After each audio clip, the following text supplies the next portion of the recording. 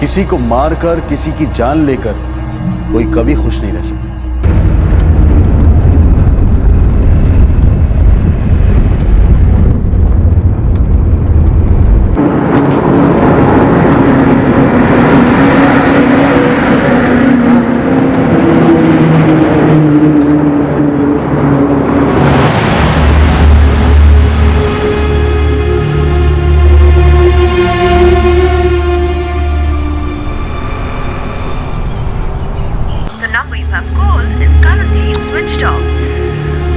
अभी भी फोन बंद है। मैं भी 2:30 बजे से फोन ट्राई कर रही हूँ। ठीक है, मैं वर्कशॉप में फोन करके देखता हूँ।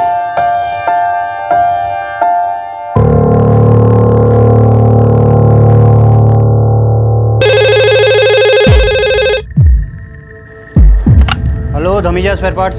पंकज जी बोल रहा हूँ। मैं अशोक। नमस्ते अशोक जी। आशीष कहाँ है? उसका फोन बंद आ रहा है। वो फैक्ट्री गए हैं। लेकिन उसका फोन क्यों बंद आ रहा है? पता नहीं अशोक जी। वो कितने बजे निकला वहां से? करीब 1:45 बजे तक उनको एक फोन आया और वो अचानक से चले गए। Hello,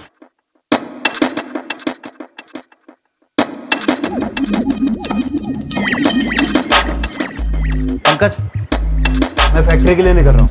okay sir. उसने ऑफिस में खाना खाया था? नहीं, वो काफी जल्दी में निकले थे। उसका फोन है तो बता देना, मैंने फोन किया था। जी अशोक जी। वो फैक्ट्री के लिए निकला है, मैं वहां फोन करके देखता हूँ।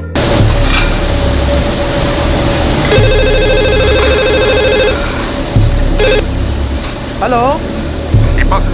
हाँ हाँ अशोक जी। आशीष है वहाँ? नहीं, वो दोपहर में फैक्ट्री आने वाला था ना? मुझे तो ऐसा कुछ बताया नहीं। अगर उसने बाद में कुछ तय किया हो तो मुझे पता नहीं है। ठीक है, वो आए तो उससे बता देना घर पे फोन करने के लिए। ठीक है, जरूर। वो अभी फैक्ट्री नहीं पहुंचा है। भैया, मेरा दिल बहुत घबरा रहा है। दोपहर से बहुत बेचैनी सी लग रही है मुझे। क्या हुआ है? जी कुछ नहीं, आप टेंशन मत लीजिए। इस बात की टेंशन? कुछ नहीं, आप आराम कीजिए। आशीष जब घर आया था तो उसने तुमसे क्या कहा? उन्होंने ऐसा कुछ नहीं कहा था कि उन्हें कहीं जाना है, और वो काफी जल्दी में थे। लेकिन तुम दोनों को तो आज हिरल के एडमिशन के लिए स्कूल जाना था ना? हाँ, और वो अचानक ही कहीं चले गए।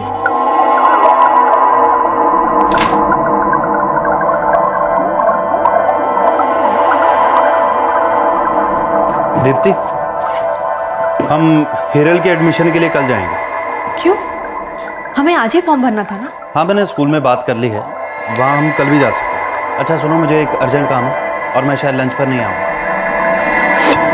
अच्छा सुनो, रात को आने में देर हो सकती है। बस इतना बताया और चले गए। भैया, मुझे बहुत चिंता हो रही है। तुम शांत हो जाओ, मैं आशीष के दोस्तों को फोन करके पूछता हूँ।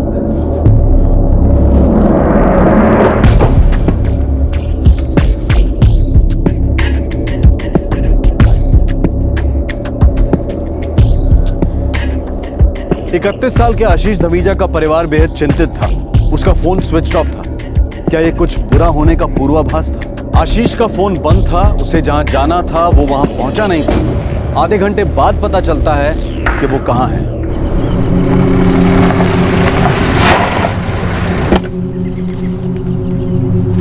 यही है वो जगह। वो एक्चुअली क्या है ना सर, फंड्स खत्म हो गए थे, इसलिए इसके आगे का काम रोकना पड़ा था।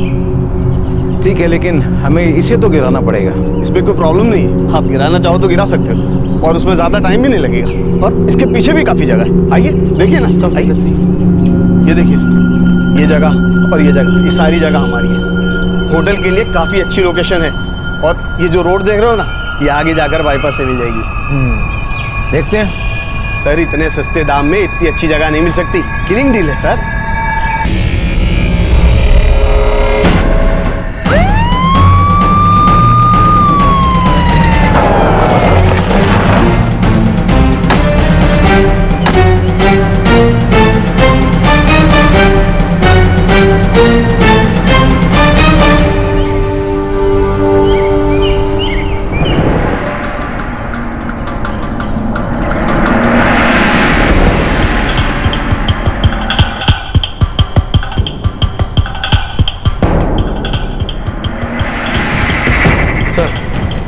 आशीष धमीजा, फोन नंबर और एड्रेस? धमीजा निवास 34 आशा परिसर, 3395-481।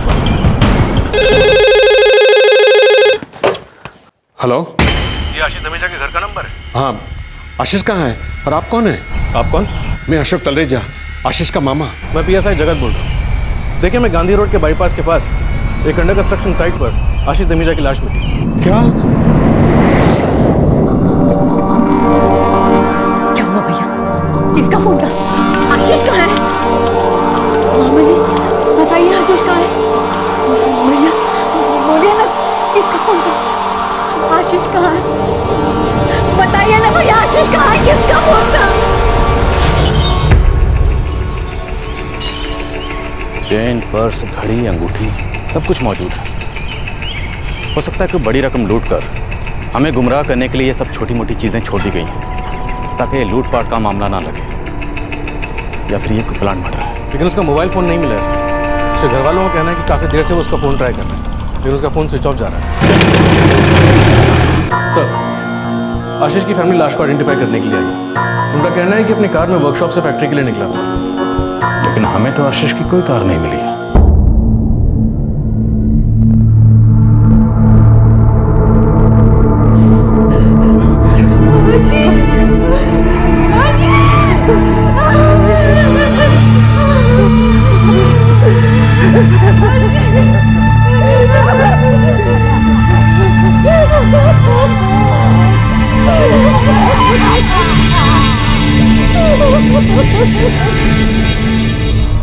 आशीष की स्पेयर पार्ट्स की वर्कशॉप नेहरू नगर में है और उसकी फैक्ट्री जगजीवन इंडस्ट्रियल एस्टेट में है। नेहरू नगर से करीब 15 किलोमीटर दूर।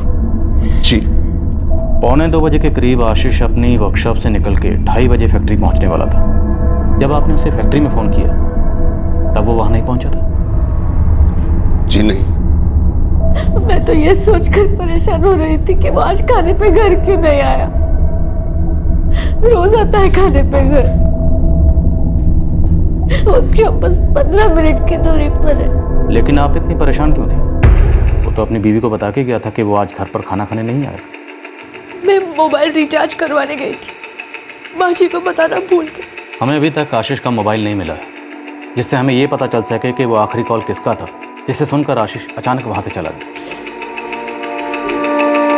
अशोक जी, आपका भी स्पेयर पार्ट का बिजनेस है ना? जी। प्रभा जी, आप इतनी परेशान थी, फिर भी आपने अपने घर पर पति को ना बताकर बाहर से अपने भाई को क्यों बुलाया? आशीष के पिताजी को 3 महीने पहले हार्ट अटैक आया था। मैं उन्हें परेशान नहीं करना चाहती थी। क्या जब भी आशीष घर पर खाना खाने नहीं आता था आप हर बार इतनी परेशान होती थी? नहीं, लेकिन आज पता नहीं क्यों बहुत बेचैनी हो रही थी। क्यों?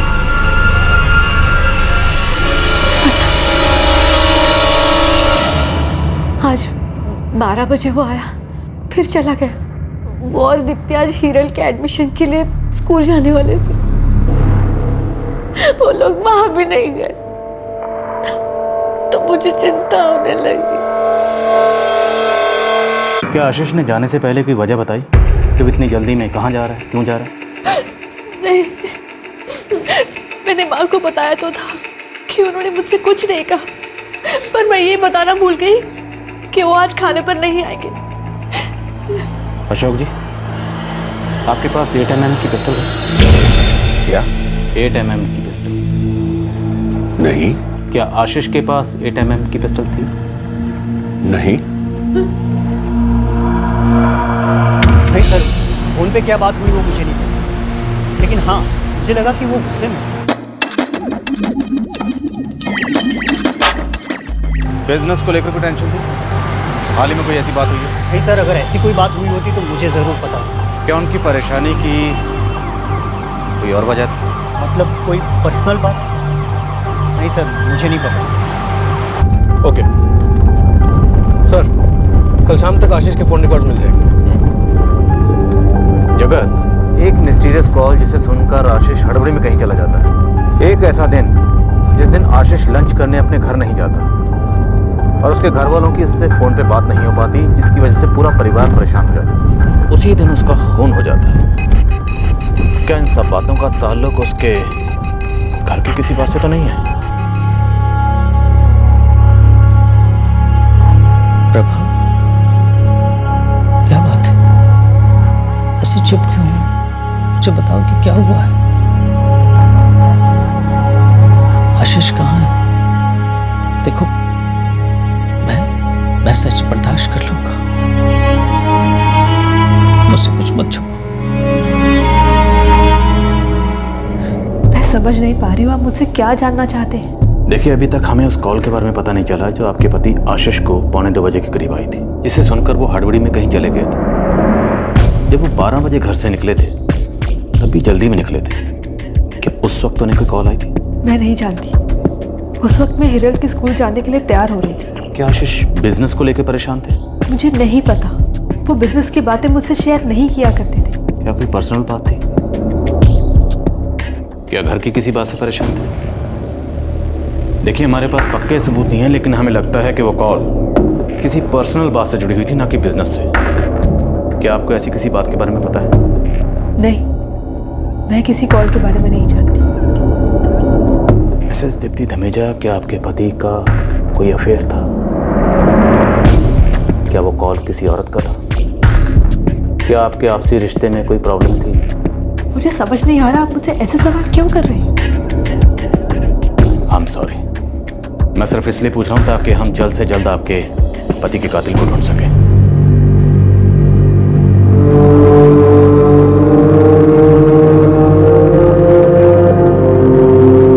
मम्मी पापा कहाँ है? बेटा आप सो जाओ, हम कल बात करेंगे।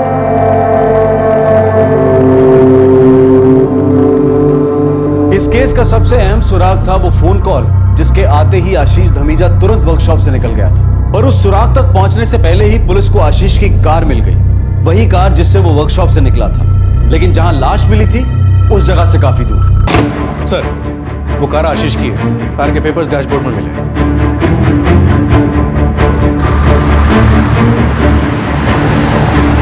आशीष अपनी फैक्ट्री जा रहा था जो कि स्टेट हाईवे पर है। उसकी बॉडी हाईवे के नजदीक वाले बाईपास से मिली।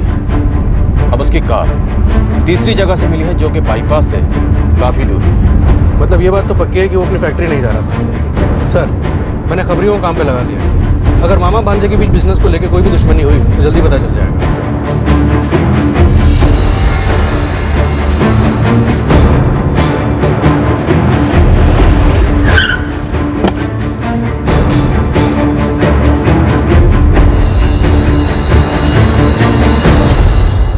सर, गाड़ी में जो पेपर्स मिले हैं वो आशीष धमीजा के नाम पर हैं। बाकी और कुछ नहीं मिला गाड़ी में सर। मैंने फॉरेंसिक टीम को कॉल कर दिया सर।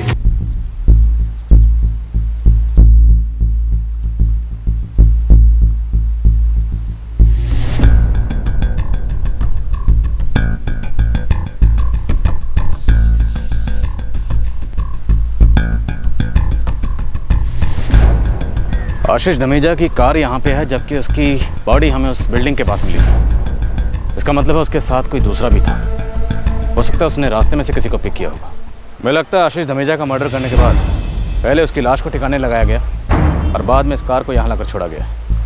लेकिन सर, कार में तो इतने सारे खून के धब्बे हैं, वो लोग कार यहाँ तक कैसे लाए होंगे? इसलिए तो कार को यहाँ लाकर छोड़ा गया है ताकि इस पर आने जाने वालों की नज़र ना पड़े। हम श्योर इस मर्डर की वजह कोई पर्सनल रीजन है।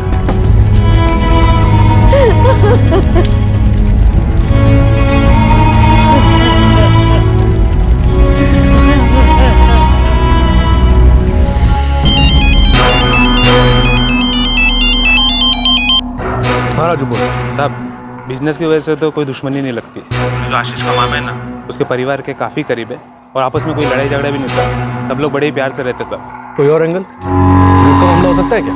नहीं साहब, पर आप नेहरू नगर पुलिस स्टेशन जाकर चेक करो। 1.5 महीना पहले आशीष धमीजा ने उधर एक कंप्लेंट दर्ज कराई थी साहब। सर, 1.5 महीने पहले आशीष धमीजा ने नेहरू नगर पुलिस स्टेशन में एक मिसिंग कंप्लेंट लिखवाई थी। इसके लिए? उसकी पत्नी दीप्ति धमीजा के लिए।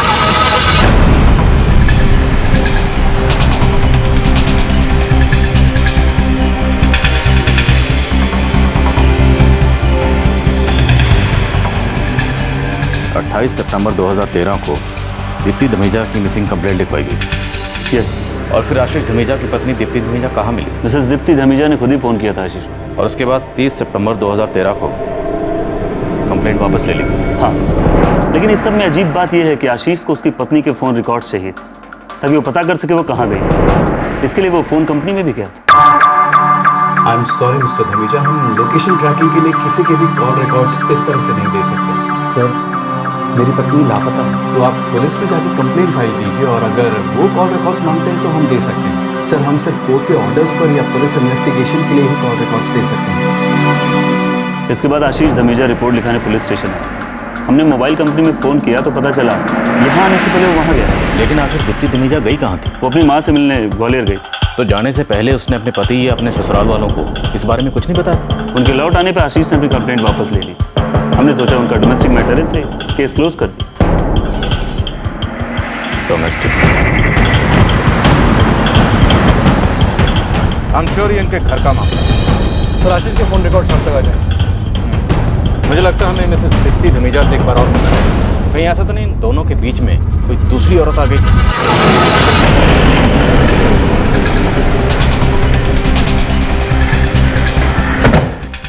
हिरल बेटा, ये ड्राइंग देखो और अगर कलर करने का मन करे तो कर लो, ठीक है बेटा?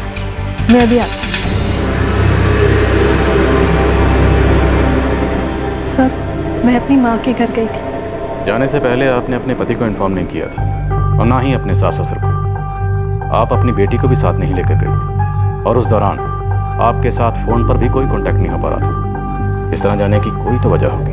वो पिछले 6 महीनों से आशीष और मेरे बीच में कुछ सही नहीं चल रहा था। मैं भी आपसे यही जानना चाहता था। पिछली बार भी मैंने आपसे पूछा था कि क्या कोई पर्सनल बात थी जिसकी वजह से ये सब हुआ? वो हम दोनों कोशिश कर रहे थे कि हमारे बीच में सब कुछ सही हो जाए। आपके और आपके पति के बीच में सब कुछ ठीक ना होने की आखिर वजह क्या थी?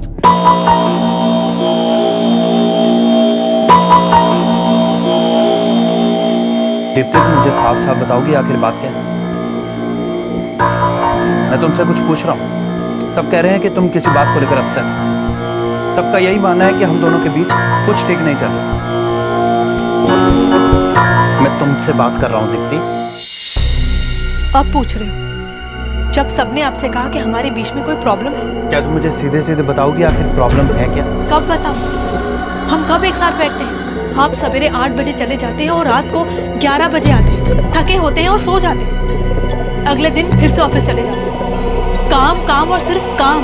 कई दिन तो आप बिजनेस टूर्स पर रहते हैं और कितने दिनों तक तो मैं आपको देखती भी नहीं। बस सारा दिन काम। अब मैं काम में अच्छा करने के लिए मेहनत कर रहा हूँ। काम है, वक्त तो लगता ही है ना। एक रिश्ते को मजबूत बनाने के लिए भी वक्त की जरूरत पड़ती है, और खास करके जब वो पति पत्नी का रिश्ता। तो तुम चाहती क्या?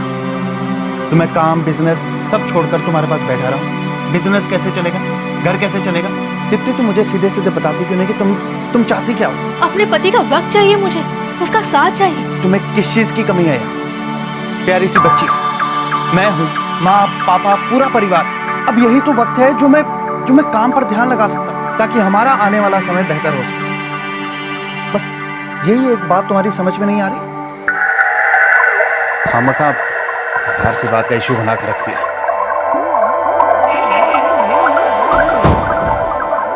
वो समझ ही नहीं रहे थे कि हम एक दूसरे से दूर हो रहे थे। हमारे बीच बस एक खालीपन रह गया था।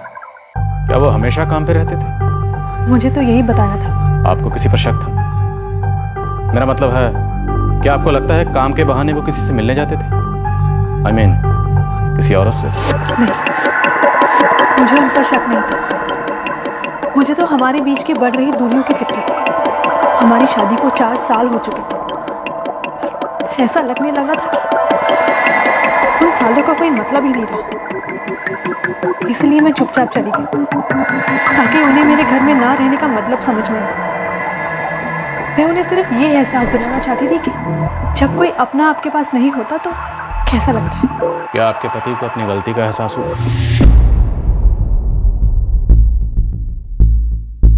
दीप्ति जी, आप अभी भी हमें सच नहीं बता रही, पूरा सच। कुछ ना कुछ है जो आप छुपा रही हैं। मैं नहीं जानती आप कौन से सच जानने की बात कर रहे हैं। मैं नहीं जानती मेरे पति का किसी के साथ अफेयर था या नहीं। मैं नहीं जानती कि उस दोपहर को उन्हें किसका कॉल आया था। मैं जितना जानती थी मैंने आपको सब बता दिया। हाँ, ये बात तो सच है कि दोनों में कुछ अनबन थी और दीप्ति बिना किसी से कुछ कहे घर से गुस्से में निकल गई। प्रभा जी, ये जो पति पत्नी में अनबन थी, ये कितनी गहरी थी? दोनों ने कभी खुलकर मुझसे बात नहीं की, लेकिन जहाँ तक मुझे लगता है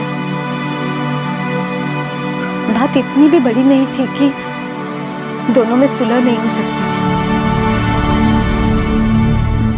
थी। दीप्ति के लौटने के बाद तो दोनों सब कुछ ठीक करने की कोशिश भी कर रहे थे। जिस दिन हादसा हुआ उस दिन तो दोनों बच्चे के एडमिशन के लिए जाने वाले थे। आशीष अपने बिजनेस में बहुत बिजी रहता था। उसके पिता को हार्ट अटैक आने के बाद सारी जिम्मेदारियां उस पर आ गई थी। क्या आशीष का कोई एक्स्ट्रा मैरिटल अफेयर था? मेरा मतलब है कोई दूसरी औरत का चक्कर? सर, आप कैसी बातें कर रहे हैं? आशीष और दीप्ति की एक 3 साल की बेटी है। हाँ, लेकिन इसका मतलब ये नहीं है कि अफेयर नहीं हो सकता। सर, हम लोग इज्जतदार लोग हैं और मेरी समझ में ये नहीं आ रहा है कि आप ये सब कुछ क्यों पूछ रहे हैं। Thank you. हम जल्दी पता लगा लेंगे कि आशीष धमीजा को उस दोपहर किसने फोन किया।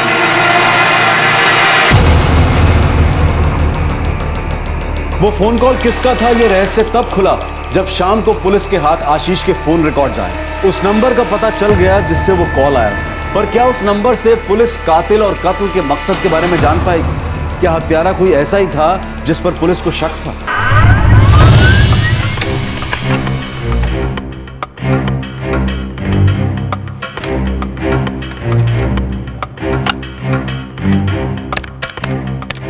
The number you have called is currently switched off. 444567687 इस नंबर से दोपहर 1:43 पे आशीष धमीजा को कॉल किया था। फिलहाल ये नंबर स्विच ऑफ है। कल तक हमें इसकी सारी डिटेल्स मिल जाएंगी सर। इस नंबर से हमें कोई ना कोई ऐसा क्लू जरूर मिलेगा जिससे हमें पता चलेगा कि आशीष उस दोपहर को हड़बड़ी में कहाँ गया था और उसकी मौत कैसे हुई। जनार्दन गोयल 12/42 गोविंद नगर 5 रास्ता। कहीं ऐसा तो नहीं हमें गुमराह करने के लिए ये भी कोई फॉल्स नहीं?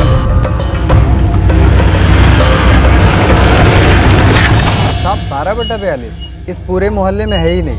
आखिरी नंबर 11 है।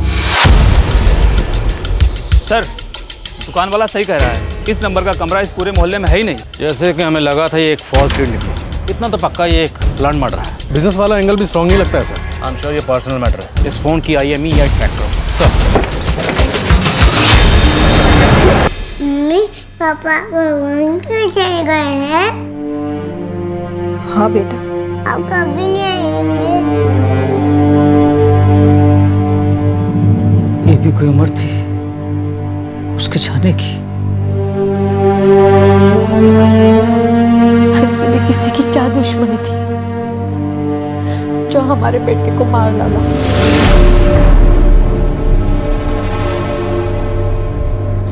जिसमें से एक आशीष धमीजा का है। स्टीयरिंग व्हील पर 2 लोगों के फिंगरप्रिंट्स थे और कार के दरवाजे और सीट्स पर तीसरे के। इसका मतलब है कत्ल करने में, लाश को ठिकाने लगाने में और कार को छुपाने में 2 लोग शामिल थे। एरिया का हिस्ट्री ज्योग्राफी छान लिया है साहब, कोई सुपारी नहीं दी गई थी। कोई बाहर का तो नहीं था? नहीं साहब, अगर बाहर का कोई आता भी है तो एंट्री एग्जिट होता है, पता चलता है साहब। ठीक है, इंक्वायरी जारी रखो। सर, आज मेरी ट्रैकिंग काम कर गई। जिस फोन से आशीष को आखिरी कॉल किया गया था उसका नंबर था 444567687, जो सिर्फ उसी दिन यूज हुआ जिस दिन उसका मर्डर हुआ, यानी 19 नवंबर को। उससे पहले इस फोन का नंबर था 444898799। किसका नंबर है ये? सुनील सिंह, इंदौर का रहने वाला। सुनील सिंह।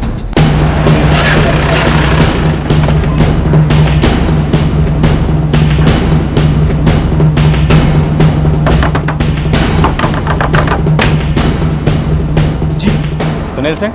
जी साहब, मैं ही हूँ।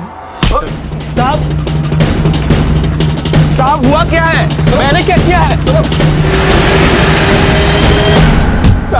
कुछ नहीं किया है साहब। तुम्हारे पास सच बोलने के अलावा और कोई चारा नहीं। हम जानते हैं कि तुमने आशीष धमीजा को मारा है। हम ये भी जानते हैं कि इसमें तुम्हारे साथ तुम्हारा एक दूसरा साथी भी शामिल था। तुम दोनों ने मिलकर पहले लाश को ठिकाने लगाया, उसके बाद कार को पुल के नीचे छोड़ दिया। साहब मैं तो किसी आशीष धमीजा को जानता ही नहीं हूँ। तुमने आशीष धमीजा को 1:43 पर 19 नवंबर को फोन किया था। उसके बाद वो तुमसे मिलने आया, फिर तुम दोनों ने मिलकर उसका खून कर दिया। आधे घंटे का वक्त देता हूं, और अच्छी तरह से सोच लो, वरना उल्टा झटका करना तुम्हारे अलग से सत्मान होगा, समझे?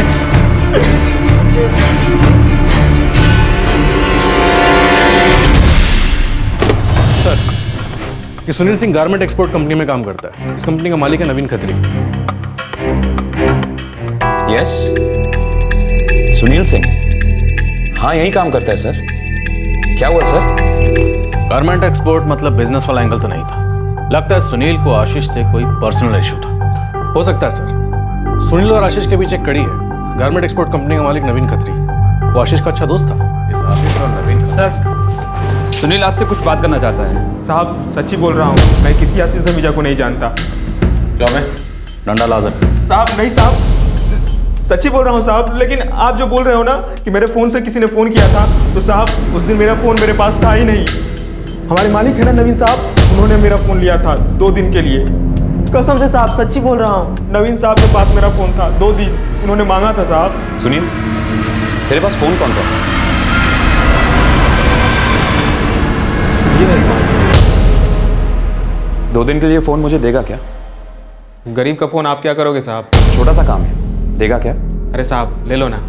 थैंक्स। मालिक है साहब, कैसे मना करता। लेकिन 2 दिनों के बाद उन्होंने मेरा फ़ोन वापस कर दिया था 20 नवंबर को। तब तक मैंने दूसरा फ़ोन ले लिया था और उस फ़ोन को ऑन ही नहीं किया। क्या बकवास है ये? कोई कुछ भी कहेगा तो क्या वो सच हो जाएगा? लेकिन वो झूठ क्यों बोलेगा? मुझे क्या पता, 2 डंडे मारिए सब सच बोल देगा। हम ये कैसे मान लें कि आप जो कह रहे हैं सच है? आशीष मेरा बहुत अच्छा दोस्त था, मैं उसके साथ ऐसा क्यों करूँगा? और उसकी मौत से मुझे क्या फ़ायदा होगा? सर, मुझे तो लगता है कि सुनील को किसी ने पैसे दिए हैं और अब वो सारा इल्ज़ाम मुझ पर डालना चाहता है। अब केस में एक नया मोड़ आ गया था। पुलिस को वो फोन मिला, वो नंबर भी जिससे आशीष को कॉल किया गया था। लेकिन फोन के मालिक सुनील सिंह का कहना था कि उसके बॉस नवीन खत्री ने 2 दिन के लिए वो फोन इस्तेमाल किया था, जबकि नवीन खत्री का यह कहना था कि सुनील झूठ बोल रहा था। आखिर सच क्या था? किसने आशीष धमीजा को मार दिया था और क्यों? कोई एक तो है जो झूठ बोल रहा है। ये जरूर कोई पर्सनल बात ही है। दूसरी औरत का चक्कर तो नहीं लगता, पर दूसरा आदमी भी तो हो सकता है। हाँ सर, नेहरू नगर पुलिस ने दीप्ति धमीजा के 27 सितंबर से 30 सितंबर तक के कॉल रिकॉर्ड्स निकलवाए थे। हम कॉल रिकॉर्ड्स देते उससे पहले उनका फोन आ गया था कि उन्हें कॉल रिकॉर्ड्स की जरूरत नहीं है, क्योंकि दीप्ति धमीजा मिल चुकी थी। वो रिकॉर्ड्स मुझे चाहिए। सर मुझे 1 घंटे का टाइम दीजिए, मैं आपको कॉल रिकॉर्ड्स भिजवाता हूँ। Thank you. 27 सितंबर को दीप्ति धमीजा अपने घर से अपने मायके ग्वालियर जाने के लिए निकली थी, पर ग्वालियर वो 30 सितंबर को पहुंची। इसका मतलब यह है कि वो 28 और 29 सितंबर को यहीं इंदौर में थी। पर वो अपने ससुराल में नहीं थी। तो ठीक है, एक काम करो, इंदौर के होटल चेक करो। पैसे वाली औरत है, किसी अच्छे होटल में रुकी होगी।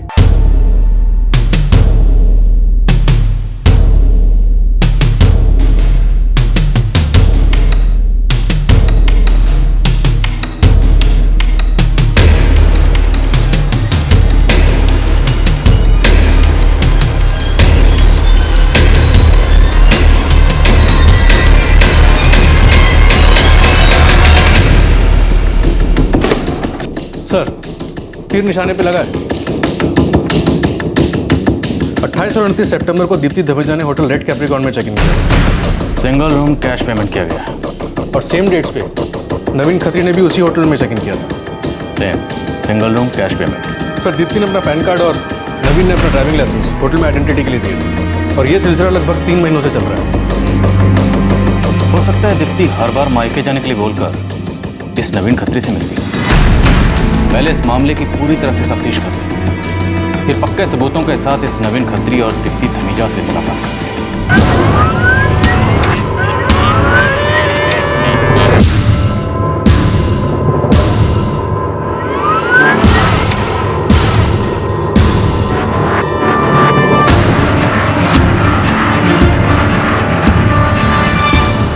और दीप्ति लगभग 1 साल से रेगुलर टच में थे। Phone calls, messages. सर ये एक नंबर है 4445678890। इस नंबर से नवीन लगभग 8 महीने से टच में था। और इत्तेफाक ये है कि ये नंबर और वो नंबर जिससे आशीष को लास्ट कॉल किया गया था 19 नवंबर को, जिस दिन उसकी हत्या हुई, दोनों की लोकेशन एक बता रहा है, गांधी रोड के पास, जहाँ से आशीष की लाश मिली थी। ये नंबर किसका है? पुनीत सरिया। सर पुनीत 26 साल का है, नवीन के साथ कॉलेज में पढ़ता था। वो भी एक नंबर से रेगुलर टच में है, 4445678898। इसका नंबर है साहब 4445678898। ये अंजुम का नंबर है, हिस्ट्री शीटर है और गैर कानूनी तरीके से गन बेचने का धंधा करता है साहब। इस अंजुम का पता ठिकाना मालूम करो। ठीक है सर।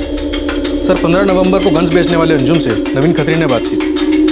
उस दिन अंजुम, नवीन और पुनीत तीनों का सेल लोकेशन एक ही था, गुरुद्वारा रोड। अभी सारी कड़ियां आपस में जुड़ती हुई नजर आ रही हैं।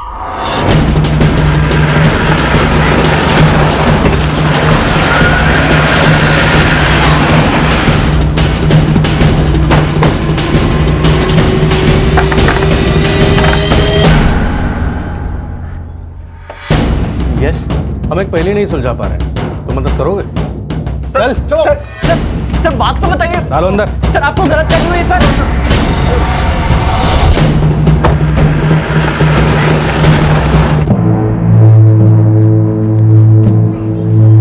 माँ जी, मैं जाकर आती हूँ।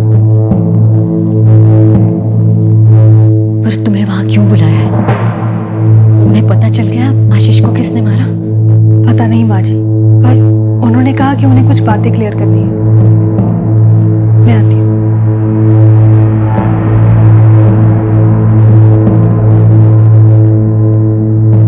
अब आप लोगों को मुझसे क्या पूछना है? मैंने पहले ही कहा था आपसे, वो सुनील आप सबसे झूठ बोल रहा है। हमें भी समझ में नहीं आ रहा कि वो झूठ बोल के हमें गुमराह क्यों कर रहा है। पर ये मैं आपको कैसे बता सकता हूँ? आपको कुछ बताने की जरूरत नहीं है सर, आप टेंशन मत लीजिए। अब क्या जानना चाहते हैं आप? मिसेस दीप्ति धमीजा, आपके पति का कत्ल किसने किया है पता चल गया। आइए तशरीफ रखिए। हमें यह तो पता चल गया है कि यह कत्ल किसने किया है, बस ये जानना बाकी है कि यह कत्ल क्यों और कैसे। अब तुम दोनों सच बताओगे या तुम दोनों की याददाश्त ताज़ा करने के लिए किसी तीसरे को बुलाओ?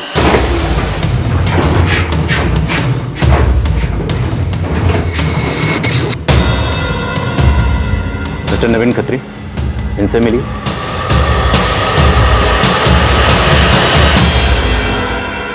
ये हैं आपके कॉलेज फ्रेंड पुनीत सरिया।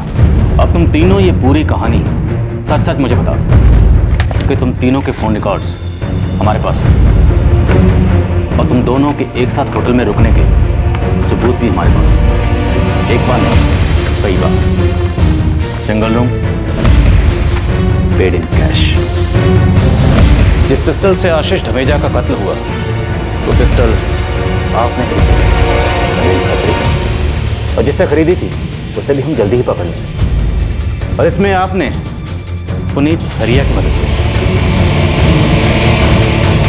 सर मैं ऐसा कुछ नहीं करना चाहता था सर, मुझे मजबूर किया गया था सर। कोई एक तो बोला, किसने मजबूर किया?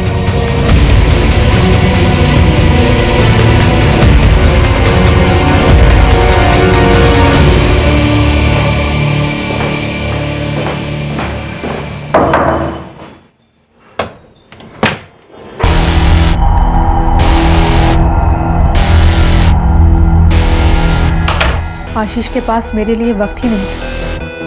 हर वक्त काम काम और सिर्फ काम। और इस कमी को पूरा करने के लिए तुम्हें आशीष का दोस्त नवीन खत्री पसंद आ गया। हम कई बार मिले, कभी किसी फंक्शन में, कभी किसी पार्टी में, और फिर ये मुलाकातें होटल के कमरे तक पहुंच गई। हर बार दीप्ति मायके जाने के बहाने अपने घर से निकलती और आपसे।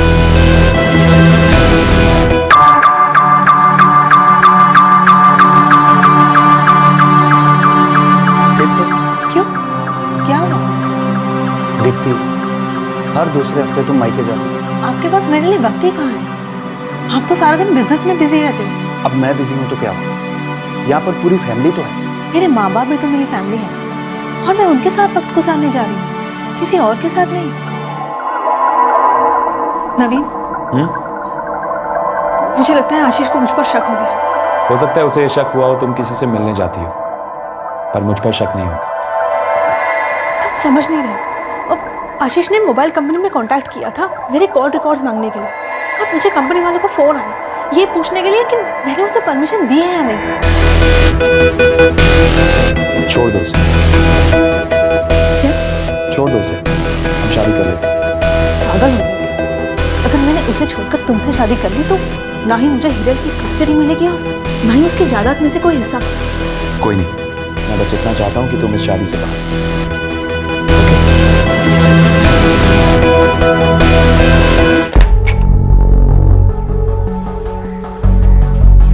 दीप्ति, तुम किसी और से, मतलब तुम्हारा किसी के साथ अफेयर चल रहा है? क्या? तुम हर 15-20 दिन में हिरल को छोड़कर अपने मायके चले जाए। तो हिरल आपके माँ बाप की पोती नहीं है, आपके माँ बाप उसे प्यार नहीं करते। मेरे सवाल का जवाब दो दीप्ति, तुम्हारा किसी के साथ अफेयर चल रहा है? नहीं। मुझे तुमसे डाइवोर्स चाहिए तो दे दो ना। नहीं, ऐसे तो ना ही मुझे मेरी बेटी मिलेगी और ना ही कुछ और। तुम मुझसे प्यार नहीं करती? करती। तो छोड़ दो उसे। दीप्ति मेरी बात मान ही नहीं रही थी, इसलिए मुझे कोई और रास्ता अपनाना पड़ा। और तुमने रास्ता अपनाया अपने दोस्त आशीष धमीजा को मार डालने का, जो कि तुम्हारे पति भी थे। तेरा दिमाग तो ठिकाने पर है। हाँ है, और मैं तुम्हारी मदद चाहता हूँ। ऐसे काम में मदद? पुनीत ये मत भूल, तेरी पूरी पोस्ट ग्रेजुएशन का खर्चा मैंने उठाया। बात समझ, मेरा काम लग जाने दे, मैं तेरा पूरा पैसा चुका दूंगा। तुझे ये सब करने की कोई जरूरत नहीं है। इनफैक्ट मैं तुझे और पैसे दे दूंगा। प्लीज इस काम में मेरी मदद कर दे। तू मुझे किसी का खून करने को कह रहा है? दोस्ती में इतना भी नहीं कर सकता। दोस्ती की खातिर तुम कुछ भी करोगे? किसी की जान तक ले लोगे? सर, नवीन का मेरे पर बहुत कर्जा था और कोई रास्ता नहीं था मेरे सामने। एक रास्ता था, तुम इनकार कर सकते थे, पुलिस को इन्फॉर्म कर सकते थे, जिससे उस इंसान की जान बच सकती थी, पर तुमने ऐसा नहीं किया। तुमने पिस्टल खरीदने के लिए नवीन खत्री को अंजुम से मिलवाया।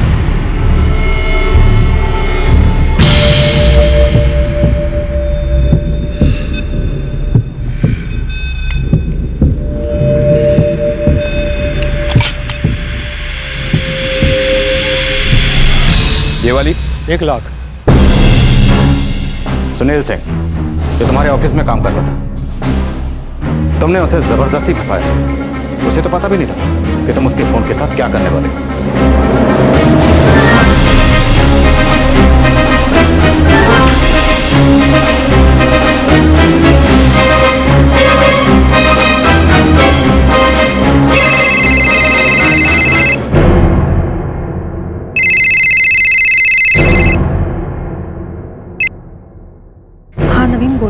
कहाँ हो तुम? घर पे। मैं आज आशीष से मिलने की सोच रहा हूँ। पर हम दोनों तो आज हिरल के स्कूल जा रहे हैं उसके एडमिशन के लिए। जाना कैंसिल कर दो। तुम क्या करने वाले हो? जो हम दोनों के लिए सही है। प्लीज नवीन, ऐसा कुछ भी मत करना जिससे हम सबकी जिंदगी बर्बाद हो जाए। तुम बस आशीष के साथ जाना कैंसिल कर दो। मुझे उससे आज मिलना है। तुम उसे कुछ करोगे तो नहीं? मैं वही करूंगा जो हम दोनों के लिए सही होगा। Trust me.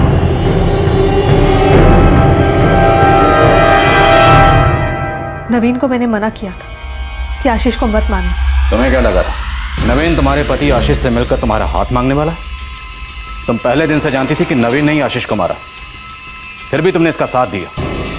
हमसे, अपने परिवार से, सबसे झूठ बोला। उस दिन अपने पति के साथ अपनी बेटी की एडमिशन के लिए जाने का प्रोग्राम तुमने ही कैंसिल किया, जानबूझकर, क्योंकि तुम जानती थी कि उस दिन नवीन आशीष को फोन करके उससे मिलने वाला है। दीप्ति, तैयार हो? चलें? पता नहीं क्यों तबीयत ठीक नहीं लग रही है। कल चलें? आज फॉर्म सबमिट कर रहे हैं। आप स्कूल में बात कर लीजिए ना, उनसे कहिए हम कल आएंगे। ठीक है, मैं अभी वर्कशॉप जा रहा हूँ, खाने के टाइम पर आ जाऊँ।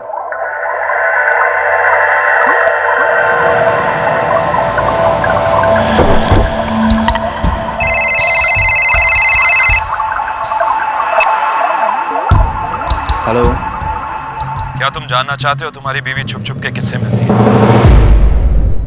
कौन बोल रहा है? उससे क्या फर्क पड़ता है, समझ लो तुम्हारा शुभचिंतक हूं। क्या बकवास है ये? तुम्हारी बीवी का अफेयर चल रहा है, मैंने उसका पीछा किया है। मेरे पास उसकी और उस आदमी की साथ में तस्वीरें हैं। तुम्हारे पास प्रूफ है? कहाँ ना फोटोज हैं। तो मुझे वो फोटोज चाहिए। तो आके ले जाओ। कहाँ पर? गांधीनगर के बगल वाले बाईपास से आना। उस रोड के एंड में तुम्हें एक अंडर कंस्ट्रक्शन बिल्डिंग दिखाई देगी, मैं तुम्हें वहीं मिलूंगा। और हाँ, जल्दी आना, मैं सिर्फ 2:30 बजे तक तुम्हारा इंतजार करूंगा। वो आएगा। पंकज, मैं फैक्ट्री के लिए निकल रहा हूँ। Okay sir.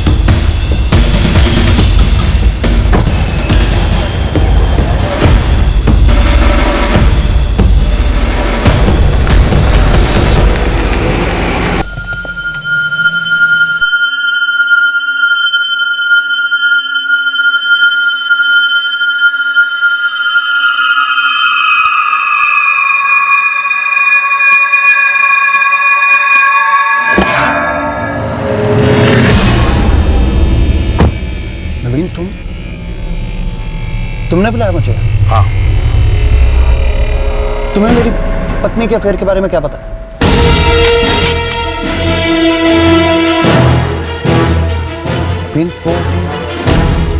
तो तुम मेरी पत्नी के साथ?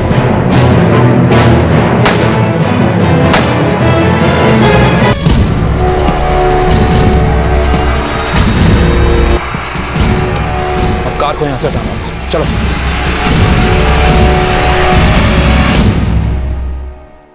हम उस कार को पुल तक ले गए और उसे पुल के नीचे ही छोड़ दिया। हम उसे साफ करना चाहते थे पर सड़क पर गाड़ियां आ जा रही थी, तो हमने उसे वहीं छोड़ दिया और हम चले गए। तुम लोगों ने इतना सब कुछ किया, जबकि आशीष तुम्हें डिवोर्स देने के लिए राजी था। मिसेस दीप्ति धमीजा, तुम चाहती तो इस रिश्ते से आराम से बाहर आ सकती थी। इसके लिए आशीष को मारने की कोई जरूरत नहीं थी। मुझे लगा था पति पत्नी के बीच की कहानी सुनी है, पर मैंने ये कभी नहीं सोचा था कि बात इतनी आगे बढ़ जाएगी। कितनी धूमधाम से आशीष की शादी की थी, क्या मिला? दीप्ति ने एक बार भी नहीं सोचा कि वो हीरल का पाप था।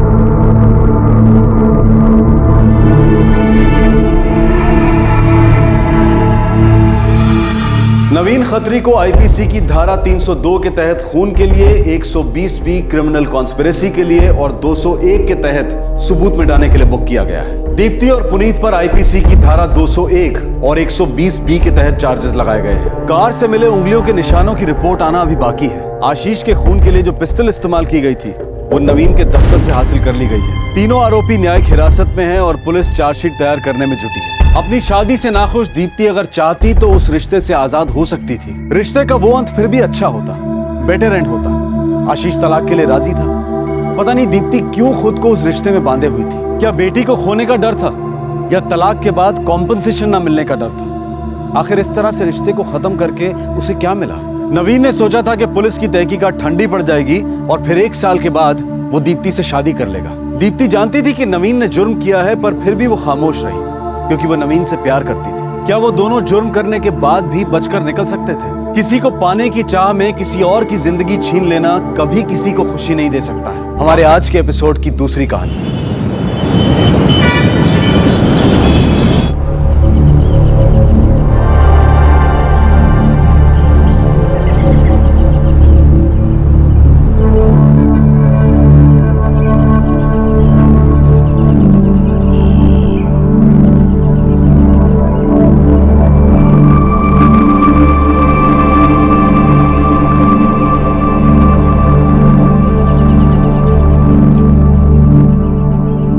वैसे तो वो यहाँ ठीक है, लेकिन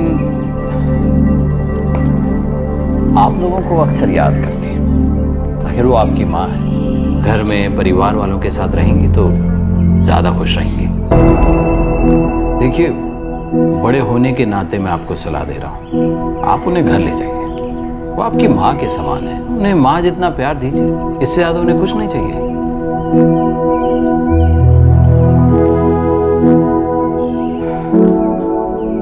वैसे तो वो यहाँ भी खुश हैं, इन घर में परिवार वालों के साथ रहेंगे, बेटी दामाद नाती के साथ तो ज़्यादा खुश रहेंगे। ठीक है, सोच के बताता हूँ। ज़रूर सोचिए। देखिए, आप भी एक पिता हैं, कल को आपको अच्छा लगेगा बुढ़ापे में आपके बच्चे इस तरह छोड़ देंगे?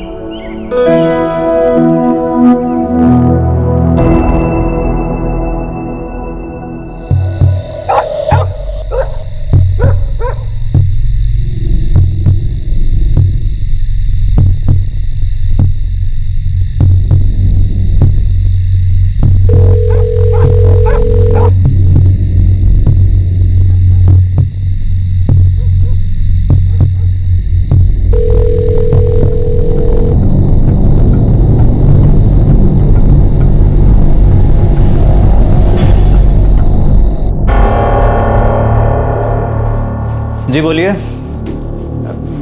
क्या आज रात के लिए यहाँ एक कमरा मिल सकता है? बिल्कुल।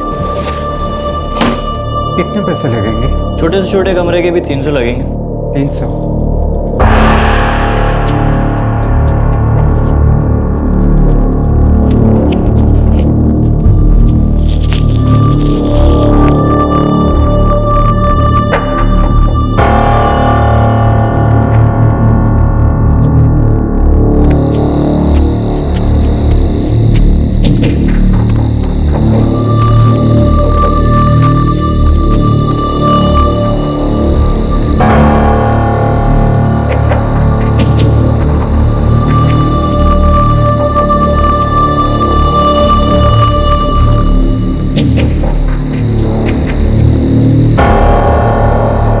वर्षीय रमेश पारिक ने अपनी कई रातें बागीचे के बेंच पर सोकर गुजारी थी। अपनी ही कमाई से बनाया मकान अब उनके लिए घर नहीं रहा था। उस मकान की कीमत थी, लेकिन उसे बनाने वाले इंसान की कोई कीमत नहीं थी।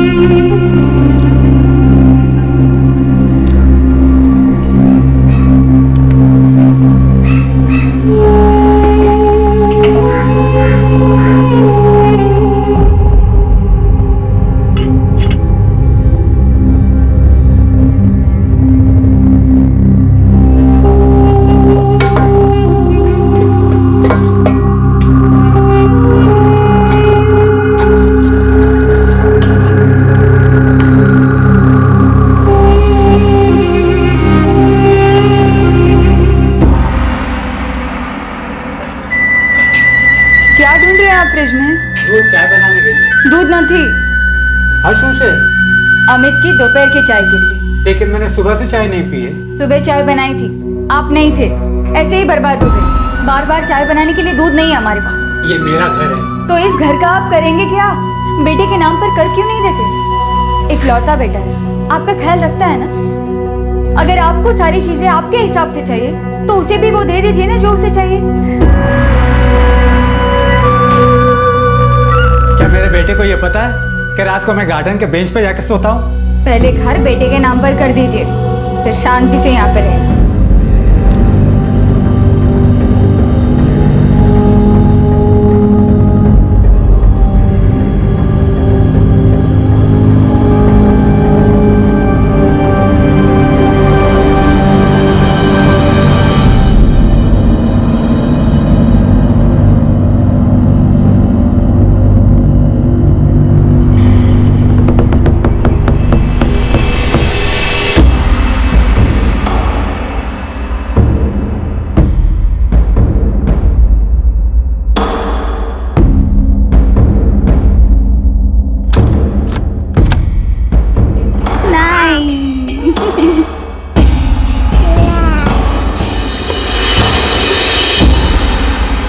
मैं ये घर छोड़ के जा रहा हूँ। नाटक बंद करो बापूजी, आपसे कुछ ज्यादा मांग रहा हूँ क्या? अरे घर मेरे नाम पर कर दो बस। और वैसे भी आपके मरने के बाद तो ये मुझे ही मिलने वाला है, तो फिर अभी क्यों नहीं? जो कुछ भी हो, मेरे जीते जी ये घर में तुम्हारे नाम नहीं करूँ।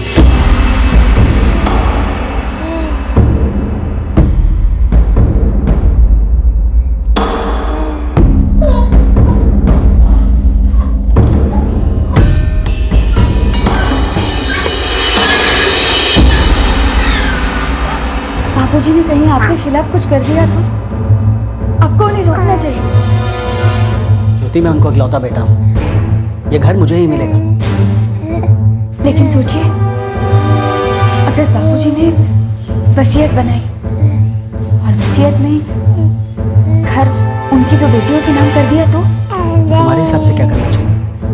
हमें कुछ ऐसा करना चाहिए जिससे बाबूजी मजबूर होकर ये घर हमारे नाम पर कर दें।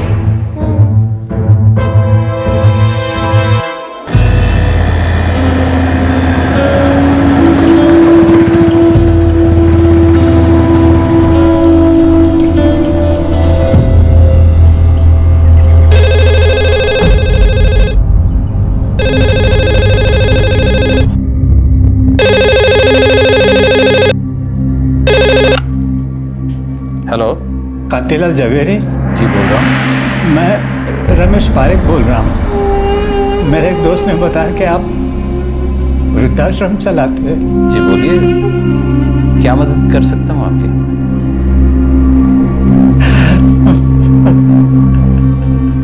रमेश भाई, रमेश भाई,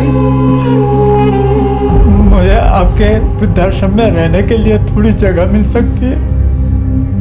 मैं बहुत परेशानी में हूँ, पूरी तरह से टूट चुका हूँ मैं।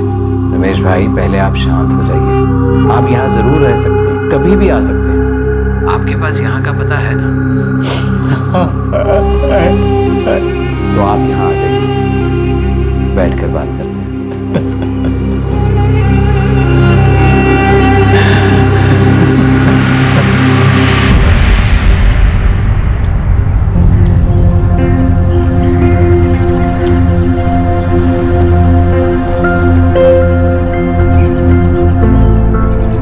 कितने दिनों के बाद पेट भर के मैंने अच्छा खाना खाया।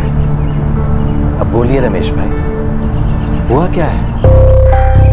देखिए, आप यहाँ रह सकते हैं, इसमें कोई प्रॉब्लम नहीं, पर अगर आप अपनी परेशानी खुलकर बताएंगे तो मैं अच्छी तरह से समझ पाऊंगा।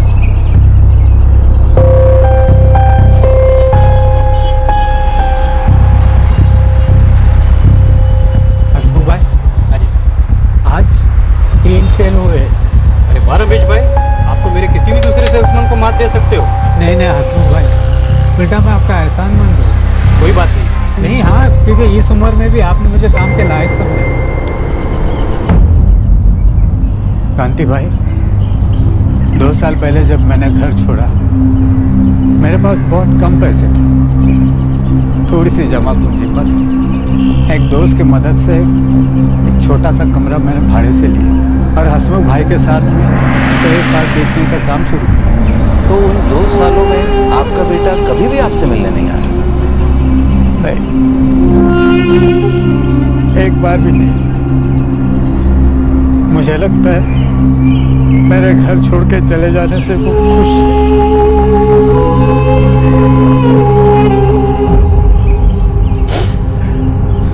वो मेरा बेटा, मैंने उसे बड़ा किया। मेरी 2 बेटियां भी हैं,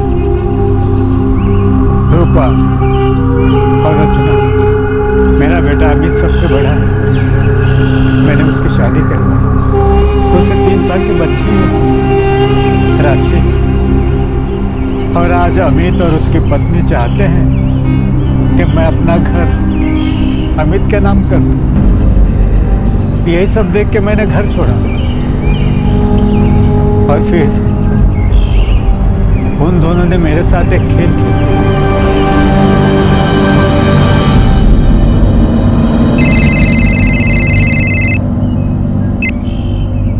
हेलो, रमेश पारेख।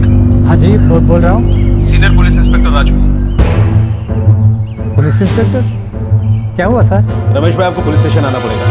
आपके खिलाफ वारंट निकला है। क्यों साहब, मैंने क्या किया? देखिए, आपकी बहू ने आपके खिलाफ डाउरी हैरेसमेंट यानी दहेज मांगने का केस दर्ज किया है और आपका बेटा अमित पार्क इसका विटनेस है। इसलिए आप जल्दी से पुलिस स्टेशन आ जाइए, वरना हमें आपको अरेस्ट करना पड़ेगा।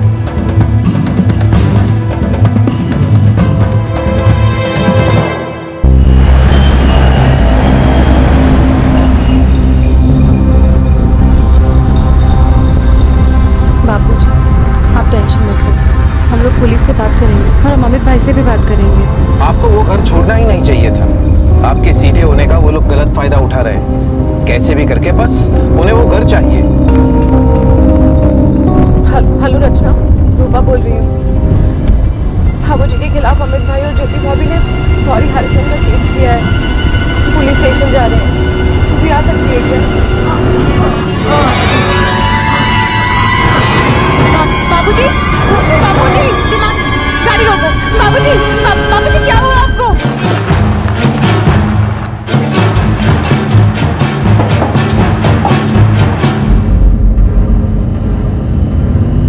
जी, मैंने पुलिस को खबर कर दी है। उन्हें बता दिया है कि बापूजी को हार्ट अटैक आया है।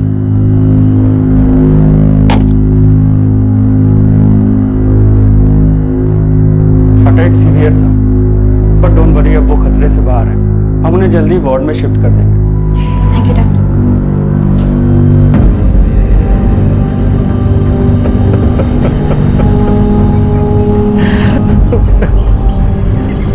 आपके बेटे ने बहू के साथ मिलकर आपके खिलाफ दहेज की शिकायत दर्ज कर। मेरे अपने बेटे ने एक बाप होने की जिम्मेदारी से मैं कभी चुका नहीं। अपने बच्चों को वो सारी खुशियां दी जो मैं उन्हें दे सकता था।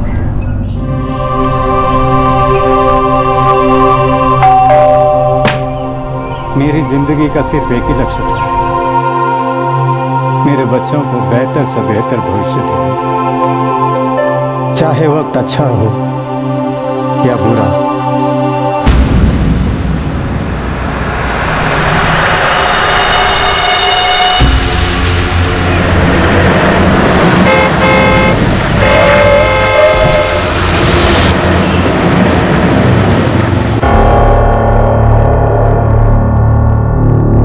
मैंने हमेशा यही सोचा कि मुझे चाहे जो भी तकलीफ सहन करनी पड़े, पर अपने बच्चों को किसी भी चीज की कमी नहीं पड़ने दूंगा मैं। पर बच्चों के बारे में सोचकर मुझे हौसला मिला।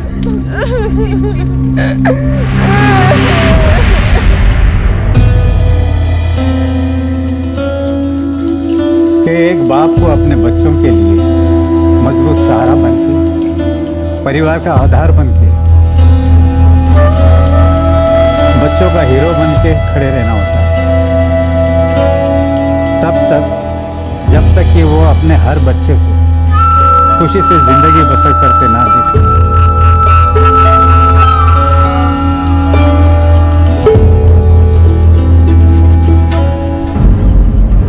मेरा बेटा अपने लिए कोई अच्छी नौकरी ढूंढ नहीं पा रहा था, यूं ही छोटी मोटी 2-4 नौकरियां कर रहा था।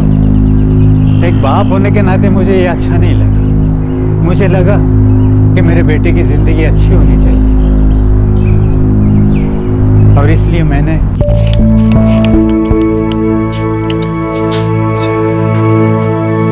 अरे रमेश भाई, क्यों छो? मजामा शास्त्री जी। क्या बात है, इतने पैसे कहीं इन्वेस्ट कर रहे हैं या फिर कोई प्रॉपर्टी खरीद रहे हैं? नहीं शास्त्री जी, मैं अपने बेटे को एक तोहफा देना चाहता हूँ। लगता है कोई बहुत बड़ा तोहफा दे रहे हैं आप उसे। अमित बेटा, ये तेरे लिए, तू अपने पाँव पे खड़ा रह सके इसलिए, और मुझे यकीन है कि जिंदगी में तू बहुत अच्छा करेगा।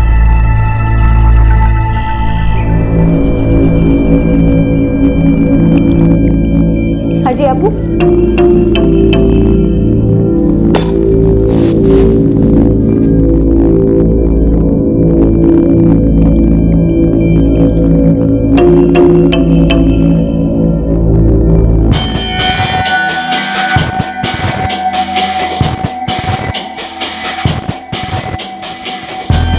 बापूजी, आप सब कुछ सस्ते में निपटाना चाहते हैं। आपको क्या लगा कि बस एक रिक्शा बेटे को दे देंगे तो वो घर की मांग नहीं करेगा ना? क्यों? कहीं आप ये घर किसी और को देने की तो नहीं सोच रहे हैं ना? आपको तकलीफ क्या है? क्या मैं आपको घर से निकालने वाला हूं? आज नहीं तो कल ये घर मुझे ही मिलने वाला है। तो फिर अभी ये घर मेरे नाम पे करने से इनकार क्यों कर रहे हैं आप? क्या मेरी कोई कीमत नहीं थी? उन्हें सिर्फ घर चाहिए था। वह इंसान नहीं जिसने अपनी मेहनत से पूरे परिवार के लिए घर खड़ा किया है। अपने बनाए हुए घर में रहने का उसे कोई अधिकार नहीं। उस पर कुछ भी आरोप लगाकर उसे डराओ ताकि वो घर उनके हवाले कर दे।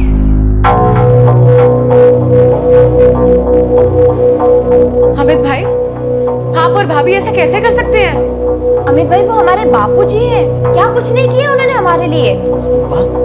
रचना, तुम लोग अपने घर में खुश हो ना, मेरे मामले में मत पड़ो, वरना मुझे ये कहने पर मजबूर होना पड़ेगा कि तुम लोगों का मुझसे कोई लेना देना नहीं है। अमित भाई, भाभी आपको भड़का रही हैं। बस कान खोलकर सुन लो तुम लोग। मैं बापूजी का इकलौता बेटा हूँ और ये घर तो मुझे ही चाहिए और मैं उसके लिए कुछ भी कर सकता हूँ।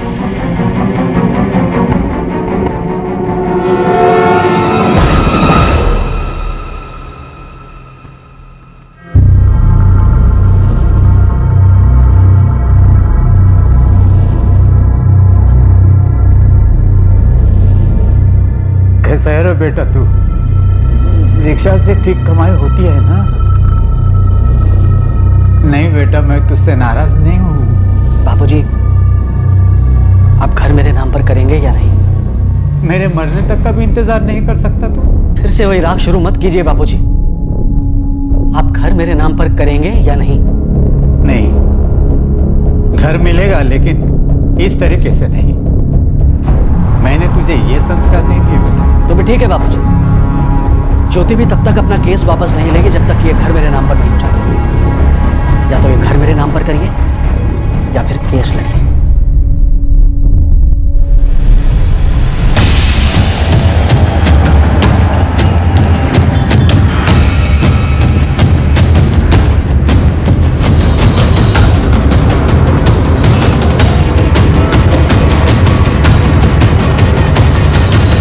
सेक्शन 498A का केस है।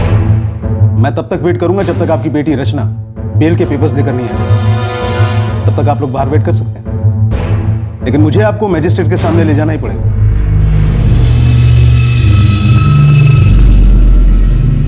और कितना टाइम लगेगा? लॉयर तो अभी कोर्ट में ही है। उसने कहा कि बापूजी को बेल मिल जाएगी। जैसे मुझे पेपर्स मिल जाते मैं तुरंत वहां पहुंच जाऊंगी।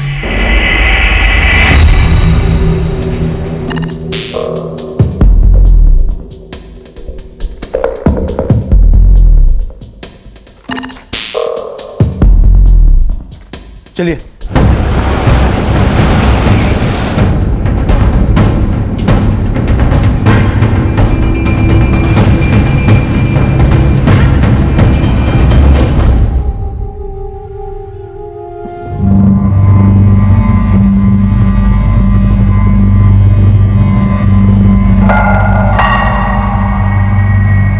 इन्हें रिहा कर दो और इस केस की इन्वेस्टिगेशन जल्द से जल्द करके चार्जशीट फाइल करो। सर।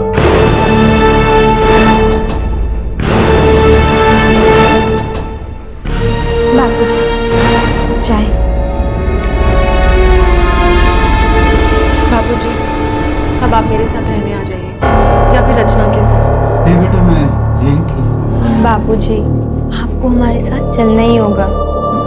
मैं तुम दोनों के घर आता जाता रहूंगा। बेटी के ससुराल में कोई कैसे रह सकता है? तो ठीक है बापूजी, हम रोज आपसे मिलने आएंगे, आपके लिए खाना भी लेके आएंगे। आप खुद कुछ मत बनाना। हाँ बापूजी, हम सब कर लेंगे। मेरा बेटा और बहू केस वापस लेने के लिए तैयार नहीं। मैं कई वकीलों से मिला, पर समझ में यही आया कि केस जीतने की आशा बहुत कम है और केस लड़ने का खर्च बहुत ज्यादा। मैं आपका केस लड़ूंगा और आपको मेरी फीस पता है ना, वो मैं कम नहीं कर सकता। जी पुरोहित जी, ये केस जीतने के कितने चांसेस है? दरअसल हम कई वकीलों से मिले और सबने हमसे यही कहा है कि केस जीतना मुश्किल है। सच कहूँ तो आपका बेटा ही गवाह है, इसलिए बड़ा मुश्किल है। अकेली बहू ने शिकायत की होती और आपका बेटा आपके साथ होता तो हम ये केस जीत जाते, लेकिन आपका बेटा ही आपके खिलाफ है, इसलिए जीतना बहुत मुश्किल है। अच्छा यही होगा कि आप अपने बेटे को मना लें और केस रफा दफा करें। मैंने तय किया है ये केस मैं लड़ूंगा। ये केस मैं हारने वाला हूँ, ये जानने के बावजूद ये केस मैं लड़ूंगा। मेरे पास अब ज़्यादा सेविंग नहीं है और केस का खर्च बहुत होगा। मेरी बेटियाँ मुझे मदद करना चाहती है, पर मैं उनसे मदद लेना नहीं चाहता। मैंने ज़िंदगी भर अपने परिवार को दिया है, हमेशा सर ऊंचा रखकर जिया हूँ मैं उनसे मदद नहीं ले सकता। लेकिन अब मैं मकान का किराया और अपने अकेले रहने का खर्च नहीं उठा सकता। अगर आप मेरी मदद करो तो।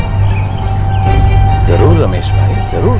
आप यहाँ रह सकते हैं, आपको यहाँ रहकर अच्छा लगेगा। देखिए, मैं आपकी भावनाओं को समझता हूँ और आपको यही कहूँगा कि आप हार मत मानिए। हम सब आपके साथ हैं और मिलकर ये लड़ाई लड़ेंगे। देखिए, आप अपने बेटे को चाहे जितना भी प्यार करते हो, पर वो इस तरह से आपका घर नहीं छीन सकता। पर्दा अभी गिरा नहीं, नाटक का आखिरी अंक अभी बाकी है। उसी बेटे ने जिसके भले के लिए उसके पिता ने अपनी पूरी जिंदगी लगा दी थी, अपनी पत्नी के साथ मिलकर रमेश पारेख का जीना मुश्किल कर दिया था। एक ऐसा घर उन लोगों के लिए जिनके अपनों के पास उनके लिए कोई जगह नहीं थी, वहां रमेश पारेख को भी पनाह मिली। उस घर में न सिर्फ उन्हें रहने की जगह मिली, बल्कि उन्हें वहां अपने निर्दयी और स्वार्थी बेटे से लड़ने की ताकत भी मिली।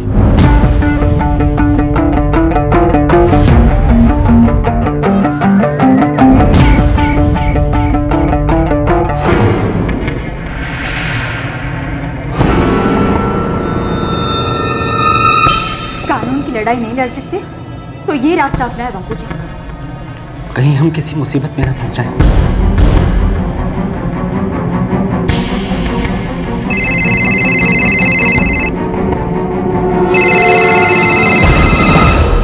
हेलो, गुड मॉर्निंग पराग जी, कांतिलाल बोल रहा हूँ। नमस्ते कांति भाई, कहिए कैसे याद किया? पराग जी, मैं एक ऐसे शख्स से मिला हूँ जो बहुत ही बुरे वक्त से गुजर रहा है। उनका नाम रमेश पारेख है। हाँ, मैंने पढ़ा उनके बारे में। मैंने ही अखबार वालों को उनकी कहानी बताई थी। आपकी कुछ मदद की जरूरत थी। जरूर कांति भाई, आप उन्हें लेकर यहाँ आ जाइए, मुझे उनकी पूरी डिटेल्स दीजिए। Hello, PI Rajput, JCP Desai है। जय हिंद सर। राजपूत, तुम्हारे थाने में अमित और ज्योति पारेख ने अमित के पिता रमेश पारेख के खिलाफ एक केस दर्ज किया। ये sir, section 498A, dowry case. मुझे जानकारी मिली है कि केस झूठा है। बेटे ने अपने पिता का घर हासिल करने के लिए ये केस दर्ज किया है। ये सिर्फ अपने पिता को मजबूर करने का एक तरीका है। सर, मैं रमेश भाई से मिल चुका हूँ। राजपूत, इस केस की जल्द से जल्द इन्वेस्टिगेशन करो और पता करो कि सच क्या है। Yes sir. Thank you. JCP Desai एक बहुत ईमानदार ऑफिसर है। सीनियर सिटीजन के केस में इन्होंने हमेशा हमारी मदद की और हमारे आश्रम के बहुत से बुजुर्ग इन्हें अपने बेटे जैसा मानते हैं। नहीं रमेश जी, ऐसे हाथ जोड़ के मुझे शर्मिंदा मत कीजिए। मैं तो अपनी ड्यूटी निभा रहा हूँ। मैं आपसे वादा करता हूँ कि आपको आपका घर जरूर मिलेगा।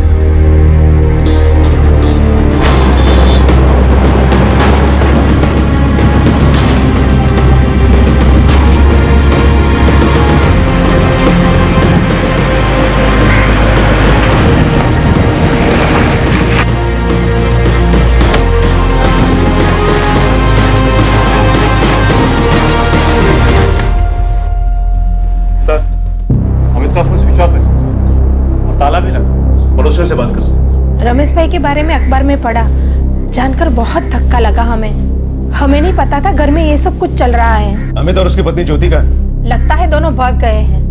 उन्हें भी पता होगा ना कि ये सब खबरें अखबार में छप गई हैं। हम लोग कल ही उन्हें मिलने गए थे। आप लोगों को सबसे क्या लेना देना है? अमित बेटा, वो तुम्हारे बाबूजी है। हम सब जानते हैं कि बचपन से ही उन्होंने कितनी मेहनत से तुम लोगों को बड़ा किया है। रूपा, रचना, सबको। अरे हमने तुम सबको बड़ा होते हुए देखा है। अपने बापू मुझ पर ऐसा आरोप कैसे लगा सकते हो? ज्योति, तुमको भी शर्म नहीं आई? रमेश भाई जैसे इंसान पर ऐसे आरोप लगाते हुए। हम सालों से जानते हैं रमेश भाई को, ऐसे इंसान दहेज मांगने के बारे में सोच भी नहीं सकते। जो ये हमारे घर का मामला है, आप लोग इसमें ना ही पड़े तो बेहतर है। अमित, होश में आ बेटा। तुम्हारे बापूजी तुमसे कितना प्यार करते हैं। बस काका, अच्छा होगा और आप लोग यहाँ मेरा और अपना वक्त बर्बाद ना करें। तुम चलो अंदर।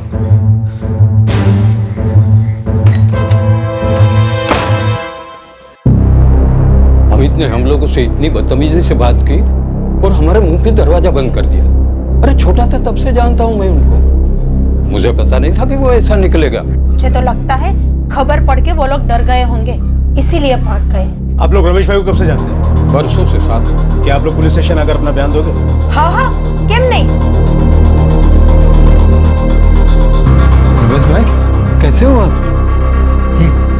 इतना सब कुछ हो गया, आपने कभी कुछ नहीं बताया।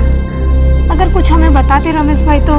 रमेश भाई, आप इजाजत दें तो घर का ताला तोड़ दें। वैसे भी घर के मालिक तो आप ही हैं।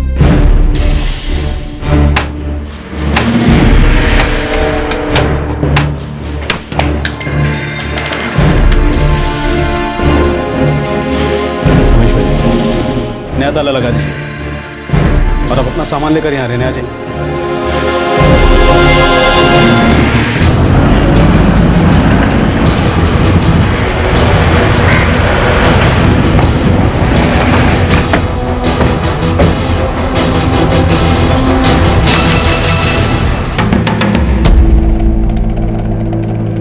नहीं साहब, नहीं ज्योति का फोन आया है, नहीं जमाई का।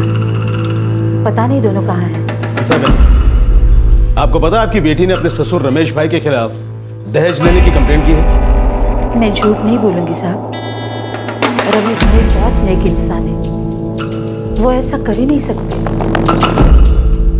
मेरी बेटी और जमाई दोनों ने झूठी शिकायत की है। वो दोनों है कहाँ? पता नहीं साहब।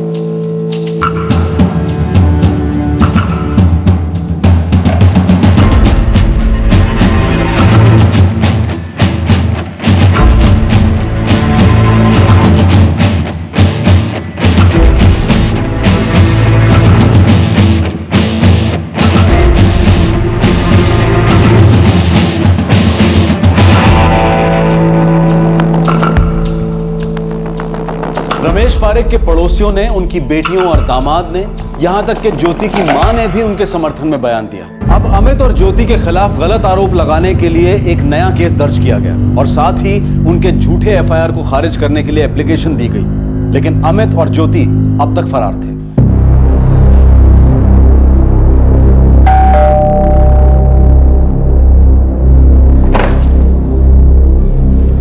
अरे हंसा बहन, आओ अंदर आओ। रमेश भाई, मैं मेरी बेटी की तरफ से आपसे माफी मांगती हूँ। उसने आपके साथ बहुत गलत किया है, पर आप बड़े हो, बुजुर्ग हो, उन्हें माफ कर दीजिए। हंसा बहन, वो दोनों है कहाँ? पता नहीं रमेश भाई, पर जहाँ भी होंगे जरूर अपने किए पर पछता रहे होंगे।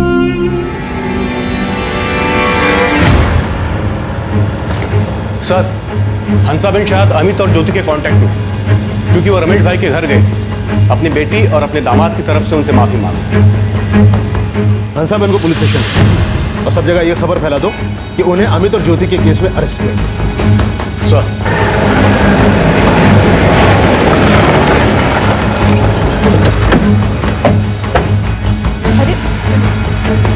अरे मैं सच कह रही हूँ, मुझे नहीं पता वो दोनों कहाँ हैं। मैंने छोड़ो ना, मैंने कुछ नहीं किया।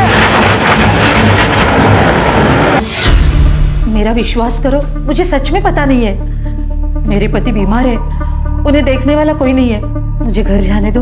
देखिए, आप तब तक घर नहीं जा सकती जब तक आप हमें ये नहीं बताएंगे कि अमित और ज्योति कहाँ। मुझे सच में पता नहीं है वो कहाँ है।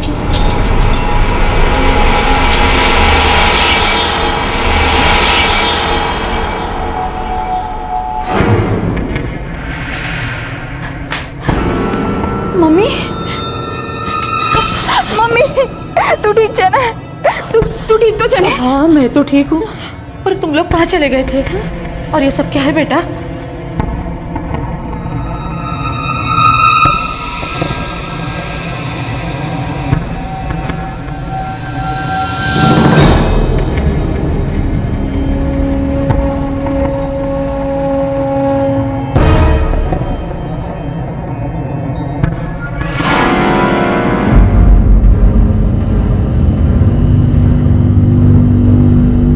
तुम दोनों ने झूठी कंप्लेंट फाइल की थी, सबूत है हमारे पास, और हम तुम दोनों पर चार्जशीट फाइल कर सकते हैं।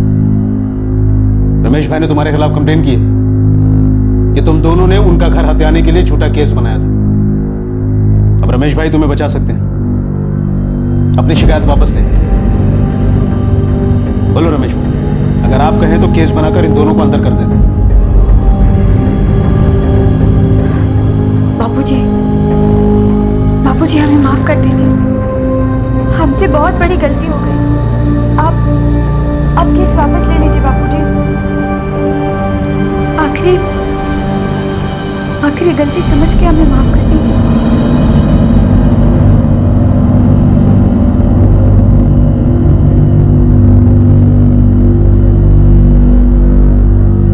साहब,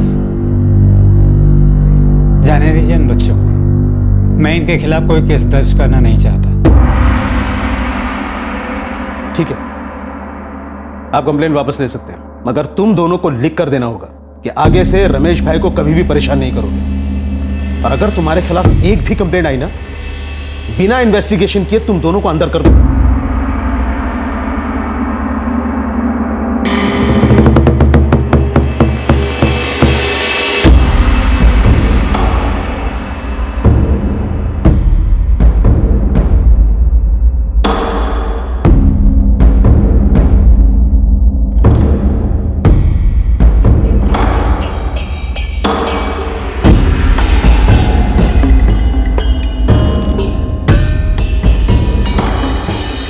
अमित रुको,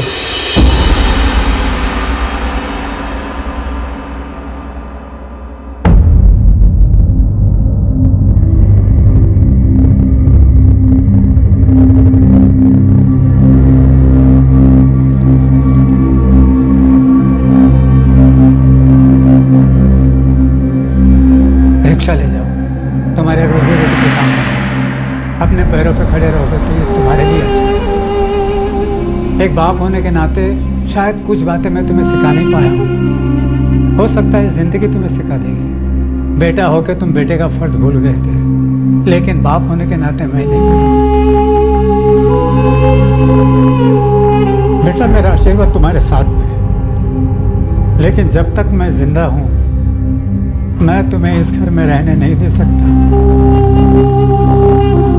हो सकता है कि मेरा दुख देखकर तुम्हें तकलीफ ना हुई हो, पर मैं तुम्हें दुखी नहीं देख सकता। तुम दोनों ने जो भी कुछ किया उसके लिए मैं तुम्हें माफ करता हूँ। राशि का ख्याल रखना, जाओ और अच्छी जिंदगी बसर करना।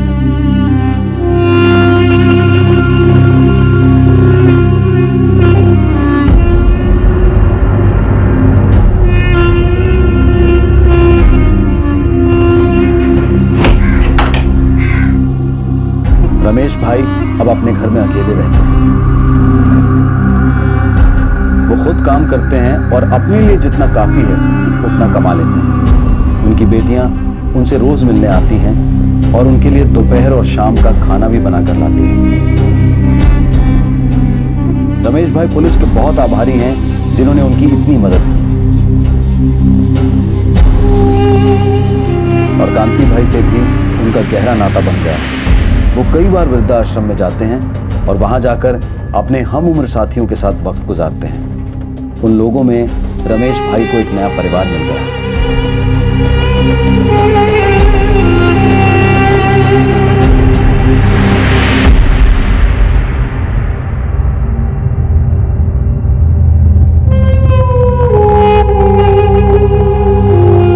अमित और ज्योति कहीं दूर अब एक किराए के मकान में रहते हैं। जो कुछ भी उन दोनों ने रमेश पारेख के साथ किया उसे याद करके रमेश पारेख को बहुत बुरा लगता है, पर फिर भी वो अपने बेटे को मिस करते हैं। रमेश पारेख अपना मकान अपनी पोती राशि के नाम करने की सोच रहे हैं। सीनियर सिटीजन्स के वेलफेयर और पालन पोषण के लिए बेहतर इंतजाम करने के उद्देश्य से कई स्पेशल एक्ट पास किए गए हैं और संसद में भी इसके लिए एक बिल पास किया गया है। जब भी कोई माँ बाप या सीनियर सिटीजन अपनी जायदाद अपने किसी वारिस या रिश्तेदार के नाम करता है तो वो प्रशासन से दरख्वास्त कर सकता है कि उनके मेंटेनेंस के लिए, एक नॉर्मल जिंदगी के लिए उस वारिस की तरफ से उन्हें मेंटेनेंस दिया जाए। सरकारी सहायता से चलने वाले कई वृद्धा आश्रमों के निर्माण की योजनाएं बनाई गई हैं और कई जगहों पर ऐसे वृद्धा आश्रम ऑलरेडी काम कर रहे हैं। कई जगहों पर प्राइवेट और चैरिटेबल ओल्ड एज होम्स भी हैं। लेकिन हम उन बच्चों के बारे में क्या कहें जो अपने बूढ़े माता पिता का ख्याल नहीं रख सकते। एक एनजीओ द्वारा 2012 में की गई स्टडी के अनुसार 40% से भी कम भारतीय जॉइंट फैमिली में रहते हैं। कई बार अपना खुद का मकान होने के बावजूद भी बुजुर्ग माता पिता अपने बच्चों पर नैतिक और जज्बाती तौर पर निर्भर रहते हैं। एक स्टैटिस्टिक्स के अनुसार हर 3 में से 1 सीनियर सिटीजन दुर्व्यवहार का शिकार होता है। हर रोज अपमानित होना तो आम बात है और कई बार बात